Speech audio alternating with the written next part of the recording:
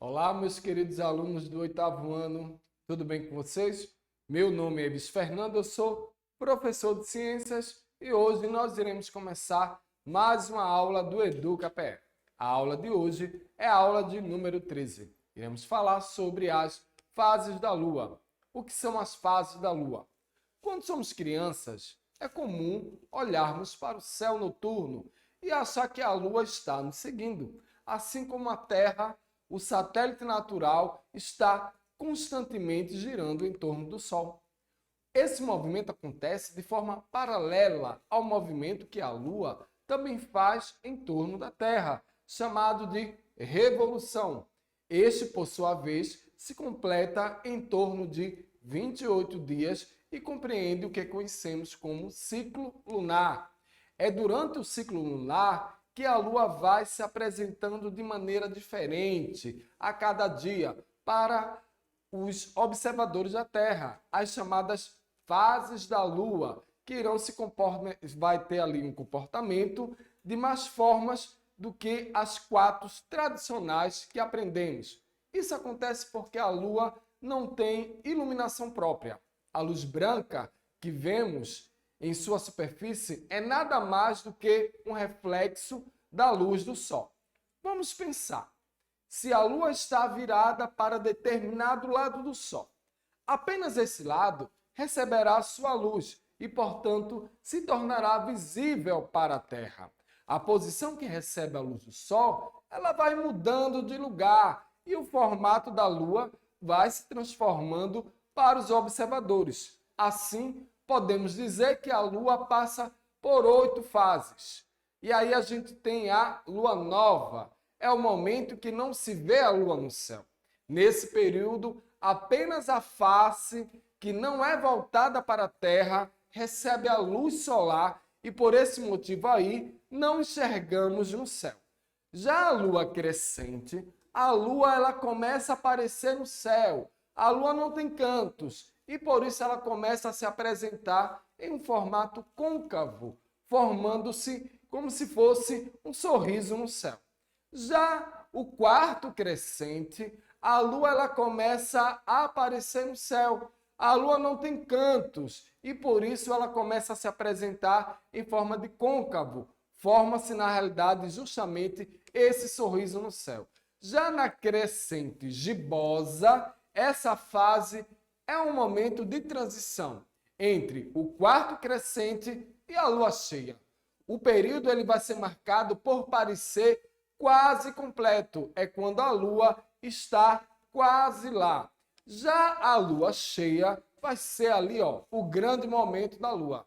É a fase chamada de lua cheia. Durante esse período do ciclo, toda a fase da lua está voltada para a Terra, que vai ser iluminada pela luz solar. E por isso a enxergamos de forma completa. Já a minguante gibosa, essa fase aí de transição da lua cheia para a lua minguante, ela vai ser conhecida como minguante gibosa. Nesse momento, a lua começa a diminuir ou minguar. O seu movimento de órbita faz com que a fase que esteja virada para a Terra passe a ser cada dia menos iluminada pelo Sol. E agora a gente vai para o quarto minguante. A Lua ela fica novamente pela metade. Dessa vez, no sentido contrário, o quarto crescente, mais uma vez, o formato se dá pelo posicionamento de 90 graus com a Terra. É como se houvesse uma simetria e a Lua estivesse fazendo o caminho de volta de onde começou. Já na lua minguante, que é a última fase, a lua ela vai se despedindo em um formato côncavo, contrário ao sentido da lua. E durante o período, o satélite natural, ele vai desaparecendo até chegar na lua nova, mais uma vez, quando a sua fase virada para a Terra não é iluminada pelo Sol. Agora, bora falar um pouco sobre as marés. É lógico porque a Lua tem uma interferência na maré. Quando se fala das marés, é só passar o dia fazendo um grande buraco ou um castelo de areia ali na praia e você perceberá o fenômeno das marés. Foi virar as costas e o mar subitamente invadiu o seu empreendimento, ou seja, o seu castelinho de areia. E ao longo do litoral do terrestre, ali quando eu falo litoral terrestre, que é banhado pelos grandes oceanos, as águas do mar, periodicamente, elas irão oscilar acima e abaixo de uma altura média. E esse grande movimento das massas líquidas irá designar pelo nome de marés. As marés, elas constituem um fenômeno resultante, é claro, da atração gravitacional exercida pela Lua na Terra e, em menor escala, da atração gravitacional exercida pelo Sol na Terra. Essa imagem aí, que eu gostaria que vocês observassem, é justamente quando se fala das correntes e as marés oceânicas, a maré alta, a maré baixa, essa força gravitacional que a Lua vai exercer sobre a Terra, que o Sol também irá exercer sobre a Terra. Bom, quando se fala dessas marés, eu posso dizer a você que a Lua atrai os corpos em sua direção. Isso aí se chama de gravidade.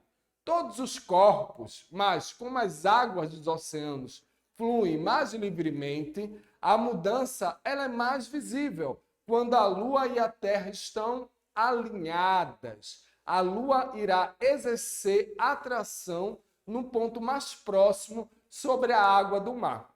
Em um determinado momento, quando se estiver embaixo da Lua, haverá o que a gente chama de maré alta. Cerca de 6 horas mais tarde, a rotação da Terra terá levado esse ponto aí a 90 graus da Lua e ele terá o que a gente chama de maré baixa. Nessa imagem aí, você pode justamente observar quando está alinhado a questão da maré baixa e da maré alta. E dali a mais 6 horas e 12 minutos, o mesmo ponto estará a 180 graus da Lua e terá de novo a maré alta. Como a Terra ela segue girando, a rotação faz com que o mesmo ponto ele passe pela maré alta e também pela maré baixa em ciclos de 12 horas e 25 minutos aproximadamente. Também a força que é gravitacional do Sol irá interferir nas marés, apesar de ser menos intensa. Quando a Lua está cheia ou nova, essa força está na mesma direção da atração lunar. Isso torna, é claro, as marés mais altas. Do mesmo jeito, nas fases minguantes e crescentes, parte da força gravitacional da Lua é anulada. Assim, as marés baixas, elas são menos baixas. E ainda ali, em relação às marés, a gente tem o que a gente chama de fluxo e refluxo. O que é o fluxo? É justamente o movimento ascensional das águas do mar, no intervalo de menor ou maior maré. Já a questão do refluxo é um movimento inverso ao fluxo. A gente também tem em relação às marés a pré-mar e a baixa-mar. Se eu falo da pré-mar ou maré alta, é a maior altura atingida ali pelas águas do mar no período de 24 horas. Já a baixa-mar, ou maré baixa, é a mínima altura alcançada pela massa líquida, também no período de 24 horas. Temos aí também a amplitude e a maré total. Ainda é lógico sobre as marés. Se eu falo da amplitude, eu estou falando da diferença entre as alturas da maior e menor maré diária. Já a maré total, como em duas pré-mares consecutivas, as alturas das marés, elas não são as mesmas. A maré total, na verdade, se trata da média da elevação das águas de duas pré-mares consecutivas.